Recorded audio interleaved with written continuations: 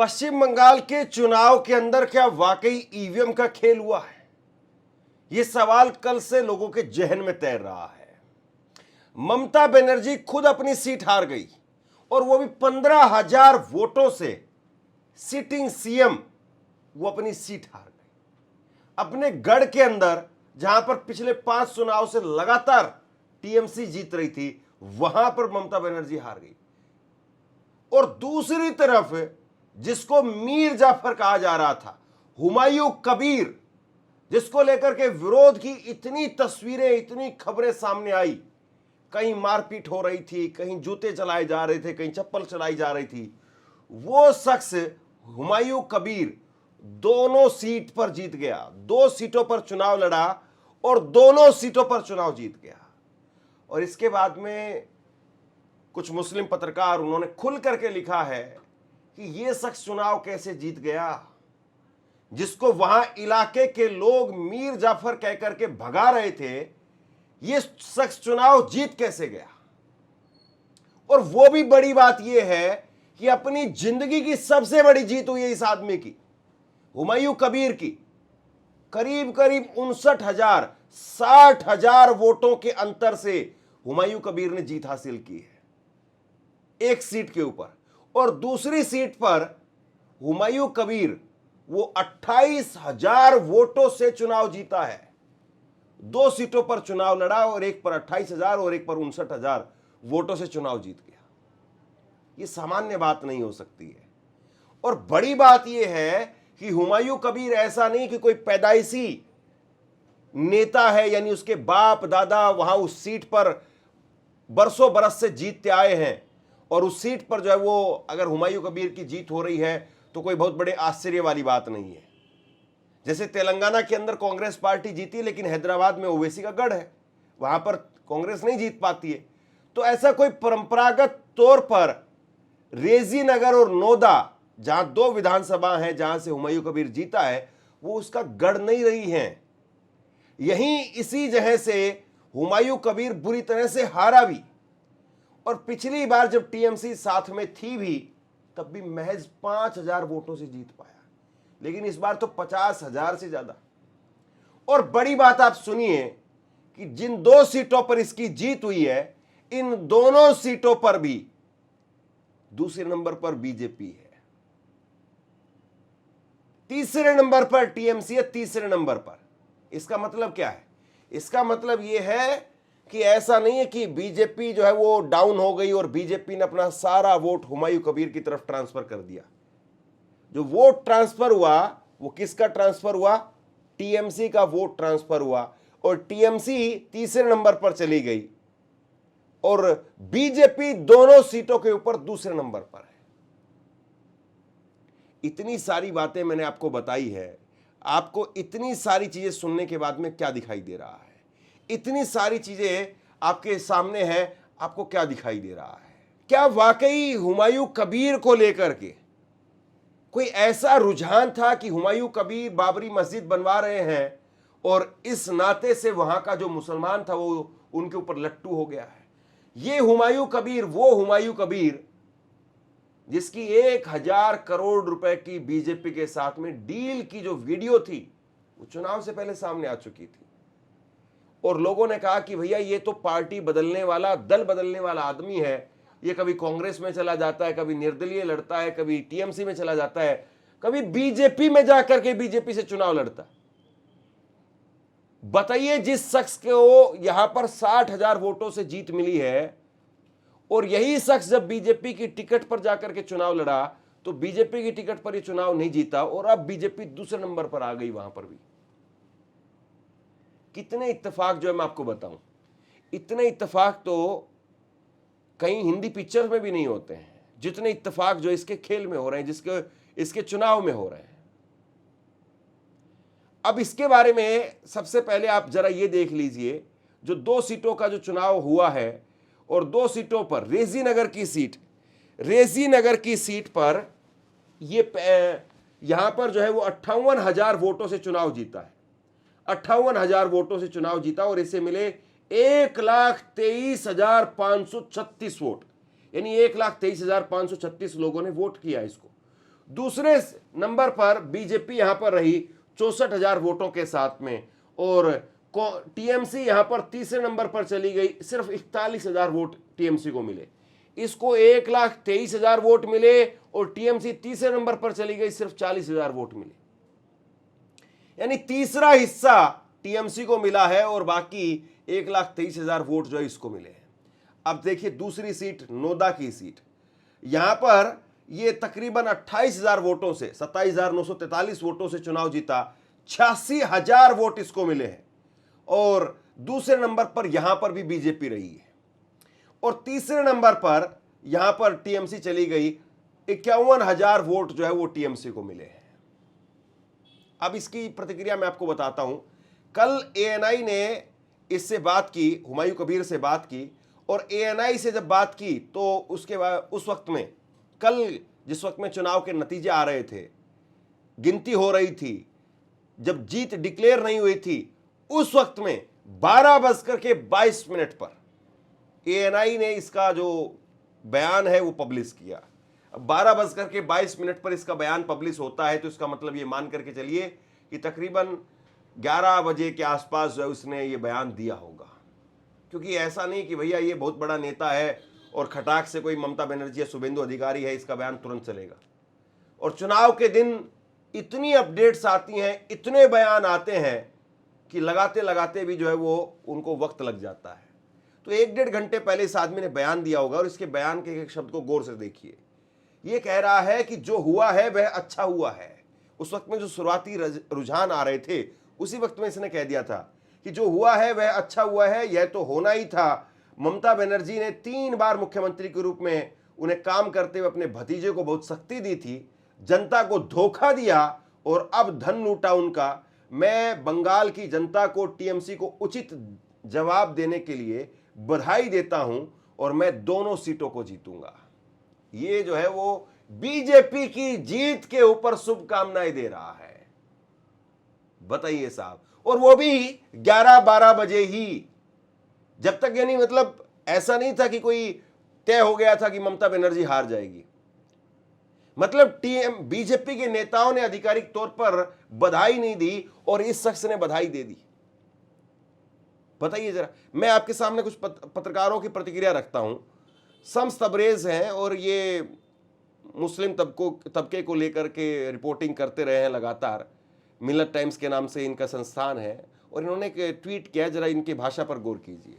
ये कह रहे हैं कि इस हुमायूं कबीर की नोदा और रेजीनगर दोनों सीट से जीत के बाद में अब ईवीएम पर मेरा शक यकीन में बदल गया है, क्योंकि दोनों विधानसभा क्षेत्रों में मुसलमानों की आबादी 70% से ज्यादा है, और यहां के मुसलमानों ने अपना वोट टीएमसी को दिया था। फिर इसकी जीत कैसे हुई है? यहां के मुसलमान तो लगातार इसका विरोध कर रहे थे, इस पर जूते चप्पल बरसा रहे थे, इसे मुसलमानों का मीर जाफर बता रहे थे, फिर ये जीत कैसे गया? तो यानी जो रिपोर्ट्स ग्राउंड से लगातार पत्रकारों के पास में पहुंच रही थी, वो खबर यही थी कि भैया इसकी 1,000 करोड़ की जो डील वाली वीडियो आई, और इसने फिर उस पर बाद में पहले तो कहा कि मैं कार्रवाई करूंगा, और जरा एक कार्रवाई करके दिखाए। अब तो भाजपा की सरकार आ गई है, अब तो खुल करके बताए कि वो 1,000 करोड़ की डील वाली जो वीडियो कहां से आई थी, किसने बनाई थी, वो एआई वीडियो थी, असली वीडियो थी। अब जाए जरा कोर्ट में और लेकर के घसीट करके जाए उसको भी जिसने वो वीडियो जारी की थी, या वो वीडियो सच थी और इसीलिए उस पर बात नहीं होगी। इसके बाद में आप देखिए कि एक और मुस्लिम पत्रकार है अशरफ, और इन्होंने भी लिखा है कि भरोसा नहीं होता है ये भी जीत सकता है। ये दोनों जगह से जीत गया भाई, ये दोनों जगह से जीत गया, और पत्रकार कह रहे हैं कि हमें भरोसा नहीं हो रहा है कि ये भी जीत सकता है। इसके बाद में पत्रकार अनिल हैं, वो लिखते हैं कि ये हुमायूं कबीर है, बंगाल का मुसलमान, हर चौक चौराहे पर इसके ऊपर जूता चप्पल फेंट रहा था, और ये फिर भी 2 सीटों से जीत गया जहां 60% से ज्यादा मुस्लिम वोटर है, और तुम लोगों को लगता है कि तुम लोगों का वोट देने से कुछ बनता बिगड़ता है। जय हो ईवीएम देवता, तुम ही सत्य हो, बाकी सब मिथ्या है। पत्रकार सौरभ लिखते हैं कि चुनाव के बीच में स्टिंग ऑपरेशन सामने आया था, जिसमें 1,000 करोड़ की डील की बात हो रही थी। आम जनता इनके खिलाफ सड़क पर नारे लगा रही थी, कोई चोर चोर कह करके भगा रहा था, वो हुमायूं कबीर एक नहीं बल्कि दोनों सीटों से चुनाव जीत गए हैं और ममता बनर्जी अपनी सीट हार गई है।